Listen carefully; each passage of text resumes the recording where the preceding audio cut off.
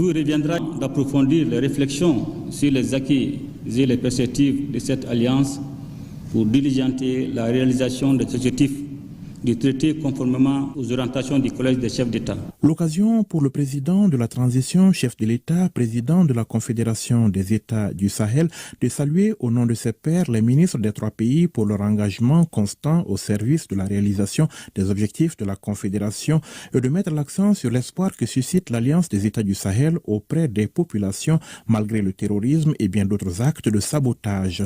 Des constats qui, selon lui, appellent à plus de vigilance. Depuis sa création, la Confédération AES suscite un grand espoir auprès de nos populations. Cet espoir est l'émanation de nos idéaux d'émancipation, de liberté et d'indépendance véritable en comptant sur nos propres ressources et le génie de nos populations. En dépit des critiques et conclusions hâtives de ceux qui perçoivent le Sahel comme un espace de misère et d'instabilité, notre confédération, de par ses énormes potentialités, commence à s'imposer sur la scène africaine et internationale. Le terrorisme économique soutenu et le terrorisme médiatique auquel nous faisons l'objet depuis un certain temps visent à affaiblir le soutien dont la Confédération dispose auprès de ses peuples. Ces actes de sabotage ne sont pas simplement le fait des terroristes, mais également une confrontation pour un positionnement géopolitique visant à sauvegarder des intérêts politiques et économiques dans le Sahel.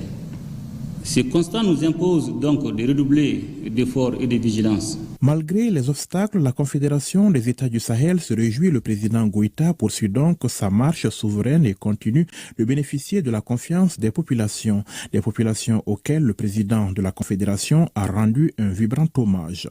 Je voudrais rendre un hommage mérité au vaillant peuple de l'AES pour son abnégation et son appui constant dans la réalisation des objectifs assignés à la Confédération. Je salue également avec une profonde admiration le courage, le professionnalisme et la détermination de nos forces de défense et de sécurité qui, au péril de leur vie, défendent nuit et jour l'intégrité de nos territoires et la sécurité de nos concitoyens.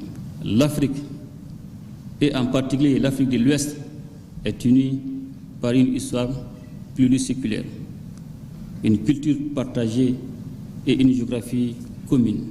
Nos peuples sont naturellement appelés à vivre ensemble dans le respect mutuel, la solidarité et la fraternité.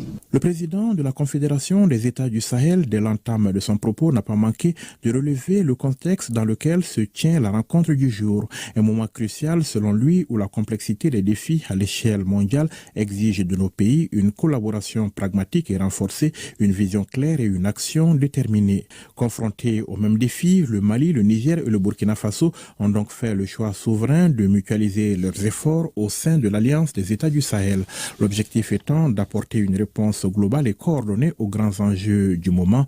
La finalité recherchée, c'est bien évidemment de bâtir un espace stable et apaisé, favorable au développement et au plein épanouissement des populations des trois pays.